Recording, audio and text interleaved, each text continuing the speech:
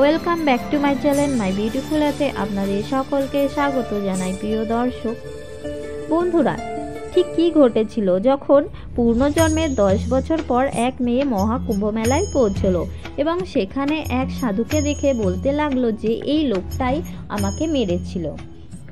বন্ধুরা, এই ঘটনার পুরো সত্য যখন আপনি শুনবেন তখন আপনার পায়ের নিচের মাটি সরে যাবে। ভিডিওটি শুরু করার আগে মহাদেবের প্রকৃত ভক্তরা ভিডিওটিতে একটি লাইক করে আর পাশের কমেন্ট বক্সে জয় ভোলে বাবার জয় বলে যাবেন। আর আমাদের চ্যানেলে নতুন হলে চ্যানেলটিকে সাবস্ক্রাইব করে পাশের বেল আইকনটি ক্লিক করে আমাদের পাশে থাকবেন। প্রিয় দর্শক, এই ঘটনার সূত্রপাত হয় রাজস্থানের শিবপুর জেলা থেকে, যেখানে আয়ুষ শুক্লা এবং তার স্ত্রী ললিতা শুক্লা বসবাস করতেন। আয়ুষজি নিজের একটি ব্যবসা করতেন, যা থেকে তিনি মোটামুটি আয় করতেন। তা দিয়ে তার সংসার ও জীবনযাত্রা ঠিকঠাকভাবেই চলে যেত। একদিন আয়ুষজির কাছে সুসংবাদ আসে যে ললিতা গর্ভবতী। এই খবর শুনে আয়ুষজি আনন্দে নাচতে থাকেন এবং প্রায় 10 মাস ধরে আয়ুষজি ললিতার খুব যত্ন নেয়। 10 মাস পর ললিতার কোল আলো করে এক কন্যা সন্তানের জন্ম হয়।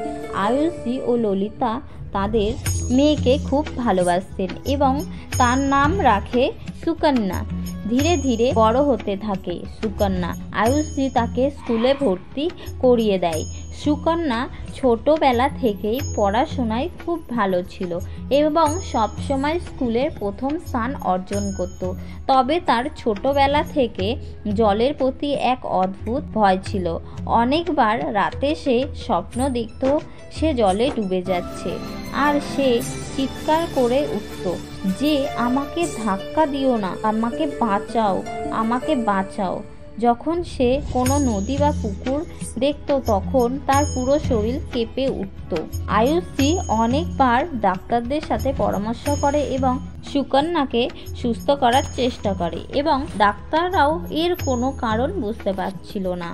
আয়ুষজি ও ললিতা খুবই চিন্তিত হয়ে পড়ে, কারণ সুকন্যা যখনই কোনো জলাশয় দেখত সঙ্গে সঙ্গে অজ্ঞান হয়ে যেত এবং তার স্বাস্থ্যের অবনতি ঘটত। এইভাবে বছর কেটে যেতে থাকে এবং এখন সুকন্যা 10 বছর বয়সী হয়ে যায়, কিন্তু তার জল দেখে সেই একই ভয় মনের মধ্যে রয়ে যায়। এবং একদিন আয়ুষজি গ্রামে এক সাধুর কাছে যায় এবং সুকন্যার সমস্যার কথা জানায় এবং সাধুজি বলেন যে এই মেয়েটি আগের জন্মের কোনো স্মৃতি এর মধ্যে রয়ে গিয়েছে, যা তাকে এখনও ভীত করে রেখেছে। সে যখন তার আগের জন্মে সব কিছু স্মরণ করবে তখন সেই দিন থেকে সে নিজেই তোমাকে সব জানিয়ে দেবে। তখনই তুমি বুঝতে পারবে তার মনে এই ভয় কী কারণে রয়েছে। তার আগে তুমি একটি কাজ করো। 2025 সালে প্রয়াগরাজে এই মহাকুম্ভ মেলায় 144 বছর পর অনুষ্ঠিত হতে চলেছে এই উৎসব। যে কোনো ভক্ত যদি মহাকুম্ভ মেলায় এসে স্নান করে তাহলে তার জীবনের সমস্ত সমস্যা শেষ হয়ে যাবে এবং তার সমস্ত দুঃখ একেবারেই দূর হয়ে যাবে। তুমি এবং তোমার মেয়ে বা তোমার পরিবার মিলে মহাকুম্ভ মেলায় যাও এবং একবার তোমার মেয়েকেও নদীতে স্নান করাও এবং দেখবে তার মনের সব ভয় আপনা আপনি চলে যাবে। আয়ুষজি সাধু বাবার কথাগুলো ঠিক মনে হয়। তিনি ভাবেন যে তার পরিবারকে নিয়ে মহাকুম্ভে যাবেন, মহাকুম্ভের পূর্ণ লাভ হবে আর শাহী স্নানও হবে, আর সব সাধু সন্ন্যাসীদের আশীর্বাদে তাদের মেয়ের জলের প্রতি যে ভয় সেটাও দূর হয়ে যাবে। এই ভেবে আয়ুষজি তার স্ত্রী ও মেয়েকে নিয়ে টিকিট কাটে কুম্ভ মেলায় যাওয়ার জন্য। ফলে তার কয়েকদিনের মধ্যে তারা প্রয়াগরাজ কুম্ভ মেলায় পৌঁছে যায়। প্রয়াগরাজে গিয়ে আয়ুষজি সাধু সন্ন্যাসীদের কাছে তার মেয়েকে নিয়ে যান এবং তাদের আশীর্বাদ নেন। সুকন্যা এখন কিছুটা ভালো অনুভব করতে থাকে। রাত কেটে যায়, পরের দিন শাহী স্নানের দিন আসে। লক্ষ লক্ষ লোকের ভিড়, হাজার হাজার সাধু সন্ন্যাসীদেরও ভিড়। আয়ুষজি তার মেয়েকে নিয়ে শাহী স্নানের জন্য সেই নদীতে যায়। যখনই তারা গঙ্গা নদীর তীরের দিকে পৌঁছান তখনই সুকন্যার মনে প্রবল ভয় জন্মায়। আয়ুষজি সুকন্যাকে আশ্বস্ত করে যে কোনো ভয় পাওয়ার দরকার নেই, আমি তোমার সাথে আছি, আমরা সবাই একসাথে স্নাহি স্নান করব।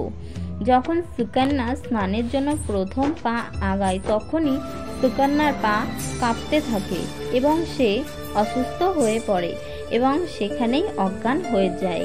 আয়ুষী গঙ্গা নদী থেকে এক লোটা জল নিয়ে আসে এবং সুকন্যার মুখে জল ছিটিয়ে দেয়। জল পড়তেই সুকন্যা জ্ঞান ফিরে পায় এবং সে ভয়ে কাঁপতে কাঁপতে বলতে থাকে, আমাকে নদীতে ধাক্কা দিও না, আমি যদি নদীতে যাই তাহলে আমি আর বাঁচতে পারবো না, আমাকে দয়া করো, আমাকে নদীতে ফেলে দিও না। সে এত জোরে চিৎকার করতে থাকে যে আশেপাশের সবাই হতবাক হয়ে যায় এবং ওইখানে একজন সিদ্ধযোগী মহাত্মা ওইখানে বসে পুরো ঘটনা দেখছিল।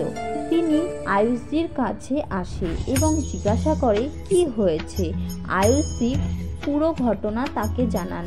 সাধু বাবা বললেন যে অনেক সময় মানুষের আগের জন্মের কিছু স্মৃতি বর্তমান জীবনেও থেকে যায় এবং তাকে দীর্ঘকালীনভাবে প্রবাহিত করতে থাকে।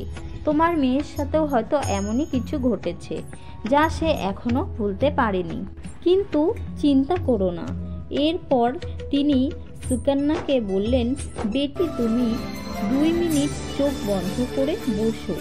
এবং সেই অঘরী বাবা গঙ্গা নদী থেকে জল নিয়ে আসে, তার হাতে জল রেখে মন্ত্র উচ্চারণ করে এবং সেই জল সুকন্যার মাথায় কিছুটা ছিটিয়ে দেয় এবং তারপর সুকন্যা কিছু পরিবর্তন দেখতে পায় নিজের এবং সে মাথা চেপে ধরে কাঁদতে শুরু করে এবং সেই কান্না দেখে আয়ুষজি খুব ভয়ে ভেঙে পড়ে এবং তখন অঘরী বাবা বললেন যে ভয় পেও না, তোমার মেয়ে আগের জন্মের স্মৃতি মনে পড়ছে যা এতদিন সে ভুলেছিল, এখন সে সব মনে করতে চলেছে।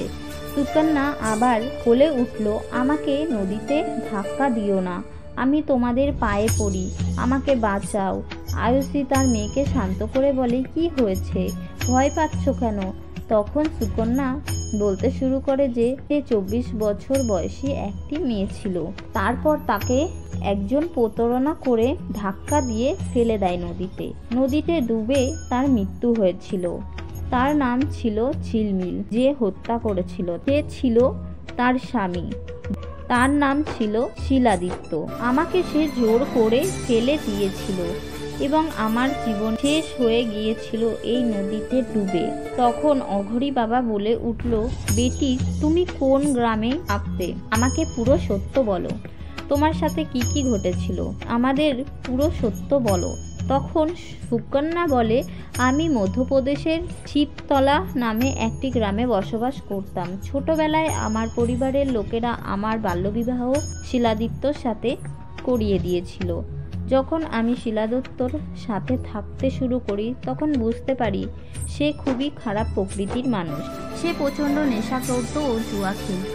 শিলাদিত্য আমার সমস্ত সঞ্চয় জুয়াতে হারিয়ে দিয়েছিল, আমাদের ঘর বিক্রিও করতে হয়েছিল, ফলে আমরা ভাড়া বাড়িতে থাকতাম। শিলাদিত্য প্রায় প্রতিদিন আমার সাথে ঝগড়া করত এবং মারধরও করত। আমি তার সাথে সংসার চালিয়ে যাচ্ছিলাম। একদিন শিলাদিত্য মদ্যপান করে আমার কাছে আসে এবং বলে, তোমার বিয়ের যত গয়না আছে সব দাও, আমি জুয়াতে টাকায় হেরে গিয়েছি এবং এই কথা বলে আমার গয়না নিতে যায়। তখন আমি গয়না দিতে রাজি হইনি। সেই দিন রাত্রে শিলাদিত্যর সাথে আমার খুব ঝগড়া হয় এবং পরের দিন শিলাদিত্য আমাকে নিয়ে নদীর ধারে ঘুরতে যায়। তখন সুযোগ বুঝে শিলাদিত্য আমাকে নদীতে ফেলে দেয়।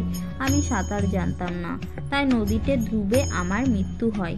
তখন অঘরী বাবা আয়ুষকে বলে যে তোমার মেয়ে তোমাদেরই পরিবারের পুনর্জন্ম হয়েছে, কারণ সে আজ পর্যন্ত ন্যায় বিচার পায়নি। তোমার মেয়ের আগের জন্মের স্মৃতি রয়ে গিয়েছে, হয়তো যেদিন সে ন্যায় বিচার পাবে সেই দিনই তার মন শান্তি পাবে এবং তার মনের ভিতরে সমস্ত ভয়ও দূর হয়ে যাবে। এবং অঘরী বাবা কিছু মন্ত্র পাঠ করলেন এবং গঙ্গা জল ছিটিয়ে দিয়ে সেইখান থেকে চলে যায়। এবং তখন আয়ুষজি অত্যন্ত চিন্তিত হয়ে পড়ে এবং ভেবে পাচ্ছিলেন না যে সে কি করবে। তারপর আয়ুষজি ভাবলেন যে সুকন্যা যে ঠিকানা বলছে সেখানে তাদের যাওয়া উচিত। এর মধ্যে মধ্যপ্রদেশের শিবপুরে থানায় যায় আয়ুষজি এবং তার পরিবার, এবং সেখানে খোঁজ নেয় যে সেখানে ঝিলমিল নামে 9 বছর আগে কেউ মারা গিয়েছিল কিনা। জানতে পারে যে ঝিলমিল নামে একটি মেয়ে নদীতে ডুবে মারা গিয়েছিল। তখন তার মৃত্যু প্রকৃত কারণ জানা যায়নি। তখন সবার ধারণা ছিল যে সে দুর্ঘটনা বশত নদীতে পড়ে গিয়েছিল এবং সাঁতার না জানার কারণে তার মৃত্যু হয়েছিল। তখন আয়ুষজি তার মেয়ের সাথে কি হয় সব পুলিশকে যেয়ে জানায় এবং পরে পুলিশ ব্যাপারটা গুরুত্ব দেয়। তারপর ঝিলমিলের আগের বাড়িতে যায়। পুলিশকে নিয়ে আয়ুষের পরিবার রওনা দেয় ঝিলমিলের বাড়িতে। আশ্চর্য ব্যাপার হলো সুকন্যা সব দরজা সব কিছু চিনতে পারে। সে একা একাই সব কিছু কোথায় কি রাখা আছে বলতে পারছে এবং দরজা খুলে দেখাচ্ছে যে শিলাদিত্য নেশা করে কোথায় শুয়ে থাকে, এবং সেই ঘর খুলে দেখে হ্যাঁ শিলাদিত্য মদ্যপান করে শুয়ে আছে এবং সেই ঘরে তার পূর্বজন্মের আগের ফটো রয়েছে ঝিলমিলের। তখন সেই ফটো দেখে বলে এটা আমারই ফটো।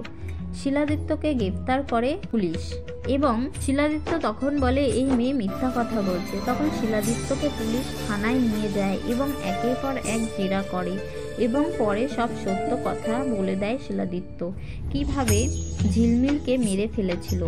তখন পুলিশ তার বিরুদ্ধে মামলা দায়ের করে। এরপর আস্তে আস্তে সুকন্যার জলের প্রতি ভয় কমতে শুরু করে এবং এক সময় সে নিজেই নদীতে স্নান করতে শুরু করে একা একা। নমস্কার বন্ধুরা, আমার গল্পটি ভালো লাগলে চ্যানেলটিকে একটি সাবস্ক্রাইব করে পাশের বেল আইকনটি ক্লিক করে আমাদের পাশে থাকবেন।